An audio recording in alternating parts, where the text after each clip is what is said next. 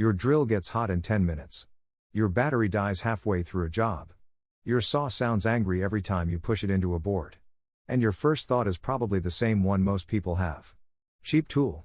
Wrong brand. Should have spent more. Here's the thing. That's not the problem. The problem is you. Not the tool. You. Most people do not wear power tools out. They kill them early. They kill them with bad habits, wrong attachments, wrong load, wrong heat management, and wrong storage. And the tool just takes the punishment quietly until one day it doesn't. I've been using, repairing, and testing home power tools for over 10 years. Drills, impact drivers, circular saws, reciprocating saws, angle grinders, sanders, I've seen what kills them. And 9 times out of 10, it isn't the brand. It's the user. So today I'm going to walk you through the 6 most common mistakes that shorten tool life. Some of these you're probably making right now without realizing it. And if you stick around to the end, I've got a bonus tip that most owners never do, and it can add years to every tool in your kit. Let's get into it. Before we go mistake by mistake, here's the big picture you need to understand. Tools don't usually die in one dramatic moment. It's not like one big job blows the motor. What kills them is accumulation. Heat builds up. Bearings wear a little. Dust sneaks into the vents. The wrong bit puts sideways stress on the chuck. The battery gets cooked 3 times a week. None of it looks fatal on its own. But together, over months, it's like driving your car in low gear at full throttle up a long hill. The engine's still running. It still moves. But the inside is losing years every mile. That's exactly how most home power tools die. Slow. Silent. And completely preventable. The first mistake is one of the most common and it wrecks motors fast. It's called bogging down, and most people have no idea they're doing it. Bogging down means you're pushing so hard into the material that the motor's RPM drops noticeably. You can hear it. The tool gets louder, slower, kind of muffled. That's not power working for you. That's the motor struggling. Here's what's happening inside. When a motor bogs down, the current draw spikes hard. More current means more heat. More heat means the windings, brushes, and bearings are all under pressure at the same time. Do that regularly and you're burning through the motor's lifespan in slow motion.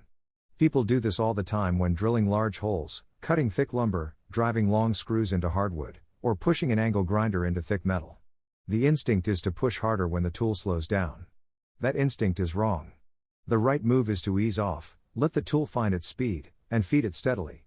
Let the cutting edge do the work, not your arm.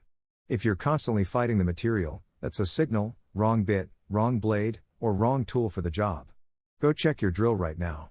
Next time you use it, listen for that drop in pitch. If the RPM falls hard the second you push into the material, you're bogging it down. Fix the pressure, fix the bit, or fix the tool match.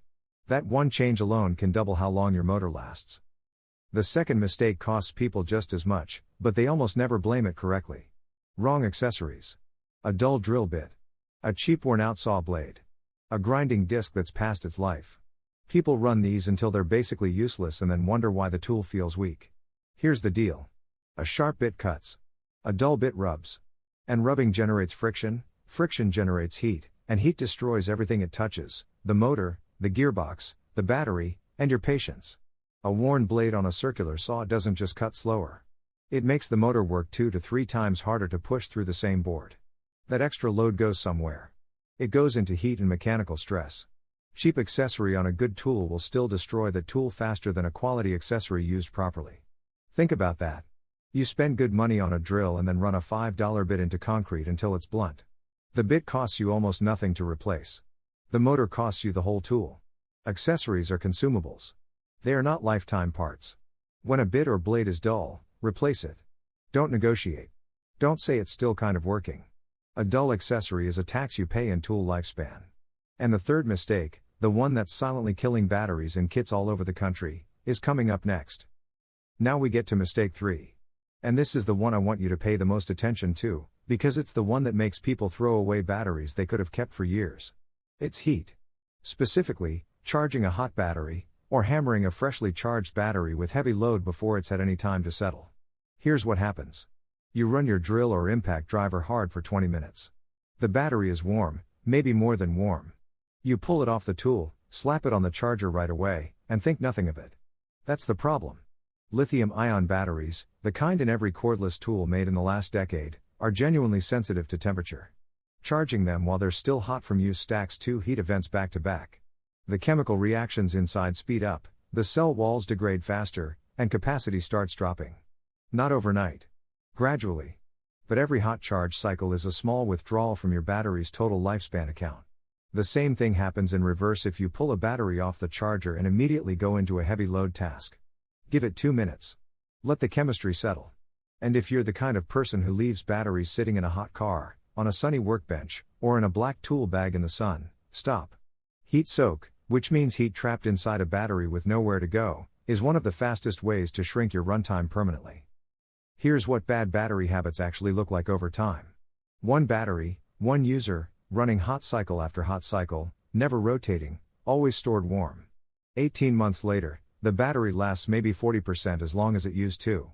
The user blames the brand. The real problem? Every single charge event was wrong. Compare that to someone who rotates 2 batteries, lets them cool before charging, and stores them in a cool, dry place. That second person is still running the original batteries 3 or 4 years later.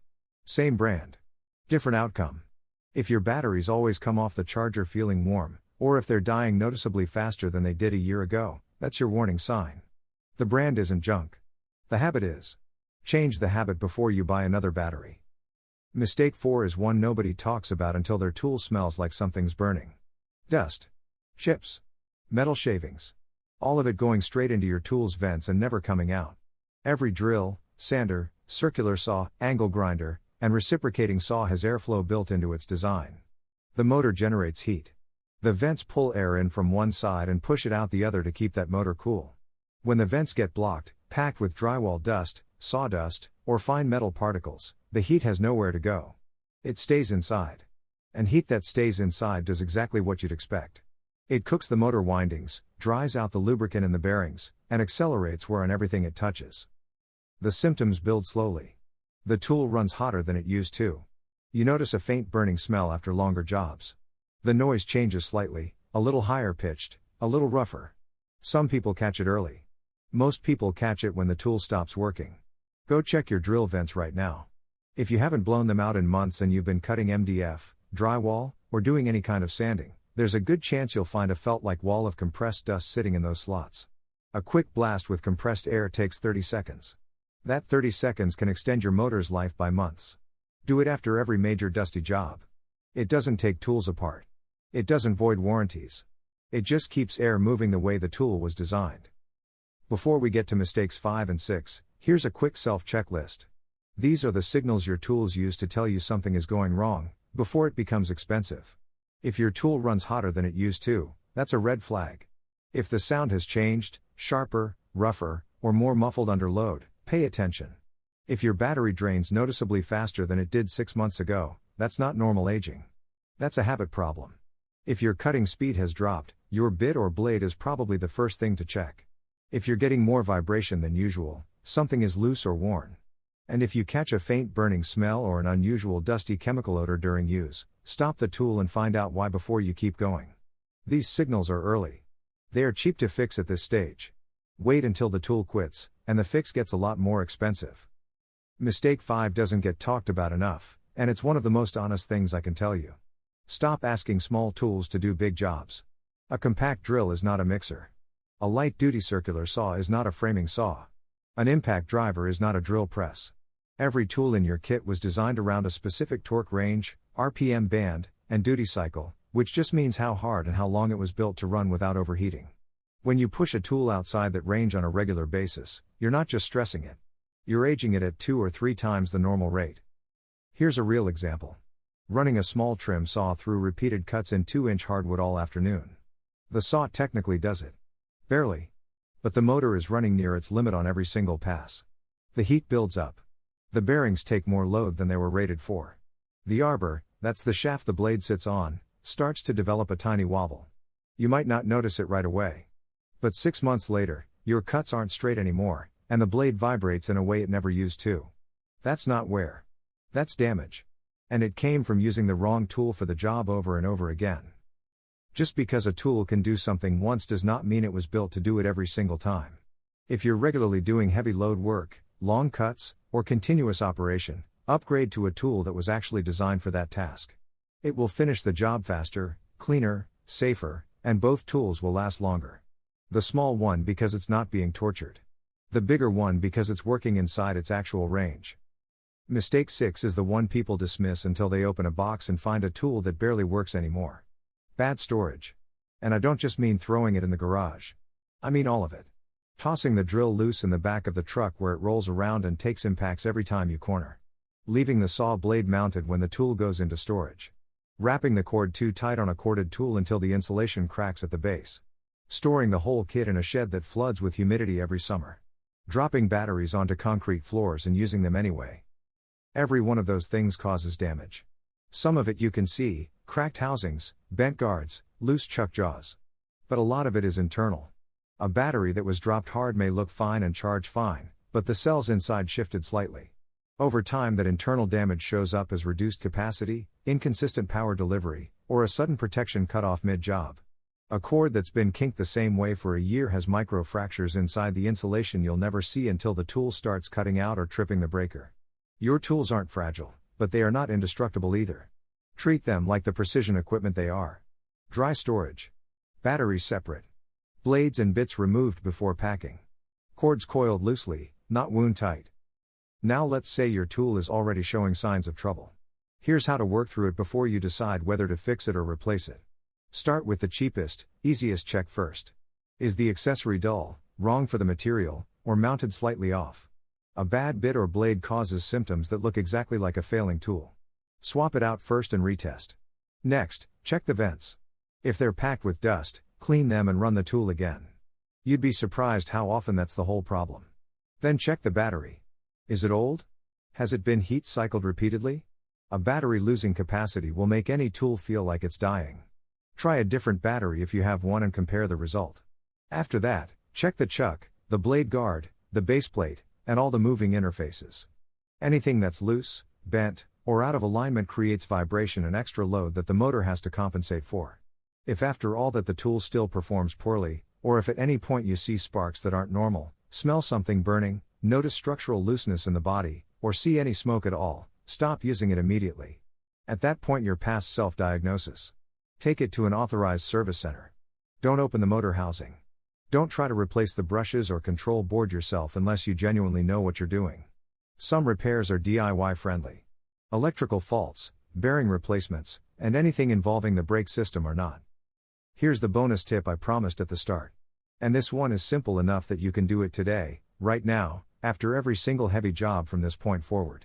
Before you shut your tool off after a hard session, let it run unloaded for about 15 to 20 seconds. No material, no load, just spinning free. That's called a no-load cool down. The motor is still running, the fan is still moving air through the vents, but there's no heat being generated from cutting friction or electrical load.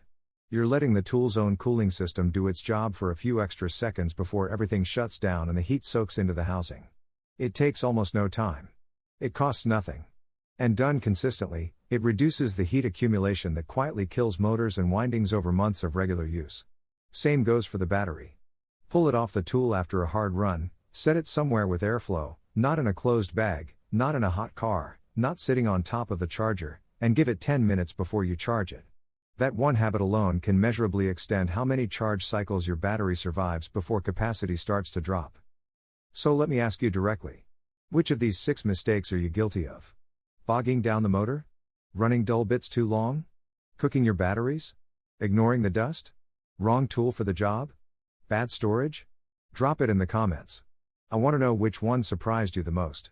If this video saved you from burning up a tool, or helped you understand why one already died on you, save it. Share it with someone who's got a drill they're quietly killing. And subscribe so you don't miss the next one. There's a lot more where this came from.